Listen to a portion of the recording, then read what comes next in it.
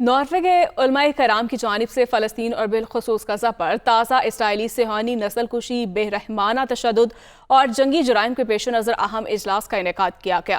اجلاس کا اہتمام اہل سنت امام کونسل کی دعوت پر تمام مساجد کے ائمہ اور علماء کرام نے کیا، جس میں تمام مکاتب فکر اور مختلف ممالک کے کثیر علماء کرام نے شرکت کی۔ عقیل قادر کی یہ رپورٹ۔ ناروے کے علماء کرام کی جانب سے فلسطین اور بالخصوص غزہ پر تازہ اسرائیلی صہیونی نسل کشی، بے رحمانہ تشدد اور جنگی جرائم کے پیش نظر اہم اجلاس کا انعقاد کیا گیا۔ اجلاس اوسلو کی مرکزی جماعت اہل سنت میں پیر سید نعمت علی شاہ کی دعوت پر منعقد ہوا، جس کی صدارت علامہ سید محمد اشرف شاہ نے کی۔ اجلاس میں علماء کرام اور تمام مکاتب فکر کے ساتھ مختلف ممالک کے کثیر علماء کرام نے شرکت کی۔ علماء کرام نے اپنے خطاب میں کہا کہ اسرائیل فلسطین تنازع کو سیکیورٹی خدشات یا انسداد دہشت گردی کی بیان بازی تک نہ رکھا جائے، فلسطینیوں کو ناقابل تنسیق حق خود ارادیت دیا جائے۔ غزہ میں جاری انسانی تباہی اور نسل کشی، جس میں 23 لاکھ انسان آباد ہیں، جن میں اکثر بچے، بوڑھے اور خواتین ہیں، ناقابل برداشت ہے۔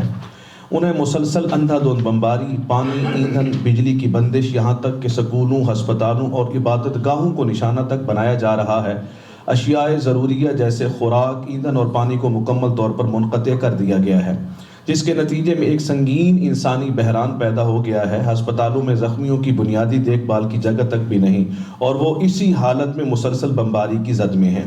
مقررین نے کہا کہ بین الاقوامی قوانین، اقوام متحدہ کے چارٹر اور متعلقہ اقوام متحدہ کی سلامتی کونسل اور جنرل اسمبلی کی قراردادوں کے مطابق مظلوم فلسطینیوں کو ان کا حق دیا جائے۔ اسرائیل کی طاقت کی اندھا دھند استعمال اور فلسطینیوں کی نسل کشی کی ناروے کے علماء پرزور مذمت کرتے ہیں۔ اس قدر وحشیانہ مظالم کے رپورٹر بھی کانپ رہے ہیں اس کو رپورٹ کرتے ہوئے، اور بیان کرنے والے جو اینکر ہیں ان کی بھی زبانیں جو ہے وہ گونگ ہو جاتی ہیں اور ان کے بھی آنسو بہنے لگتے ہیں۔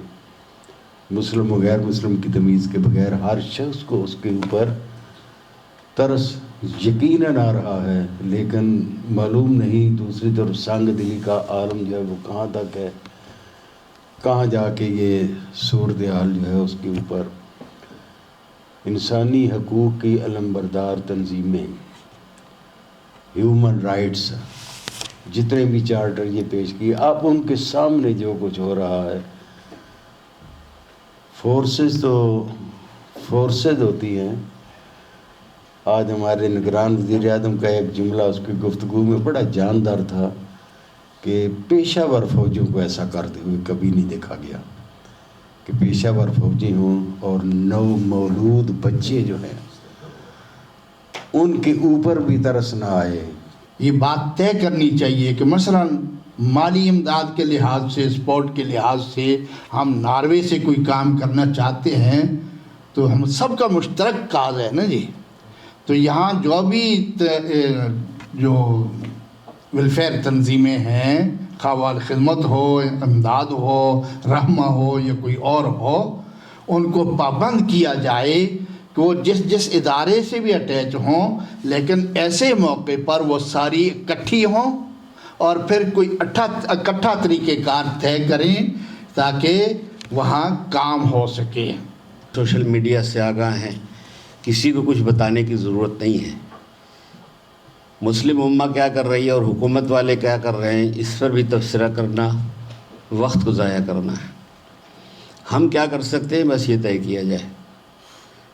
میری تجویز یہ ہے کہ ابھی تک یہاں کے مساجد کی طرف سے اور ائمہ کی طرف سے کوئی کھل کر کے وضاحتی بیان اسرائیل کو مذمت کرنے یا وہاں کے مظلوموں کی ہمدردی کے سلسلے میں ایک دو ٹوک اور فیصلہ کن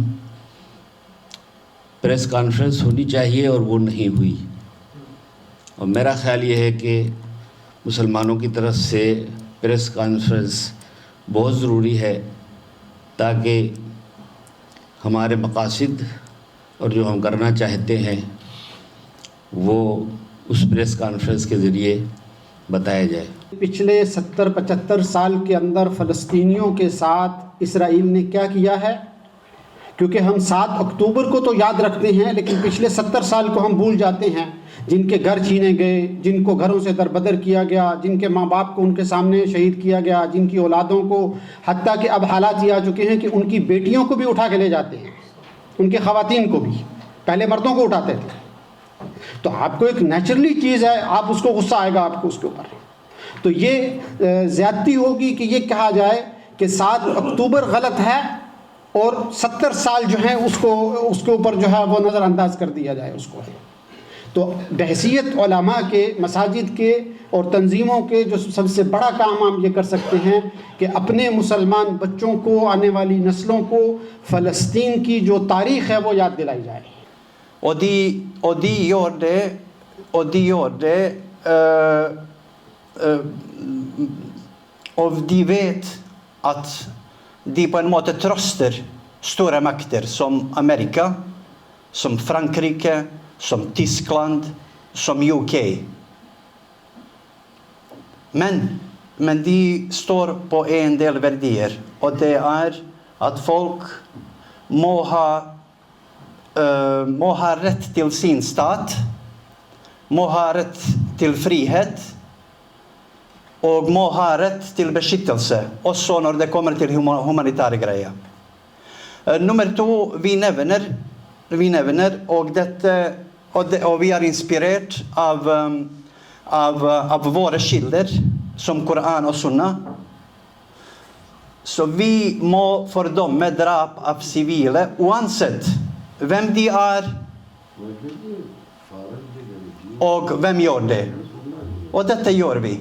ناروے کے علماء کرام اس بات کا پرزور مطالبہ کرتے ہیں کہ فوری طور پر کشیدگی میں کمی لائی جائے، انسانی ہمدردی کی رسائی کو یقینی بنایا جائے، جنگ بندی پر عمل درآمد اور امن کو بحال کرایا جائے۔ بین الاقوامی برادری جنگ بندی کے لیے مؤثر اقدامات کر سکتی ہے، لیکن تنازعات کے مخصوص حل کے بجائے وہ مزید بربریت اور فلسطینیوں کی نسل کشی پر خاموش تماشائی بنی ہوئی ہے۔ عقیل قادر، نمائندہ دنیا نیوز، اوسلو، ناروے۔